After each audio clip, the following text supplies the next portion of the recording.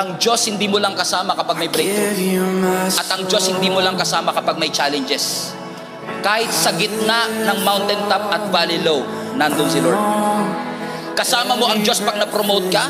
Kasama mo ang Diyos pag nawalan ka ng trabaho. Pero yung araw-araw kang pumapasok sa trabaho, kasama mo pa rin ang Panginoon. Hindi lang natin na-appreciate kasi yun ang ordinary.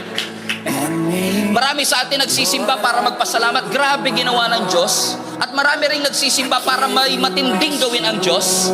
Pero minsan nakakalimutan nating ipagpasalamat yung araw-araw sinusustain niya tayo. Yung araw-araw may trabaho tayo. Yung araw-araw may nakakain tayo. Yung paglakad po natin kasama si Jesus. Kasama din po sa pagpapala ng Diyos at presensya ng Diyos. Yung mga simple at ordinaryong parte ng ating buhay. Yung mga average and typical. Yung simpleng pagsikat ng araw kasama mo ang Panginoon. Yung simpleng paghinga mo every second kasama mo ang ating Panginoon.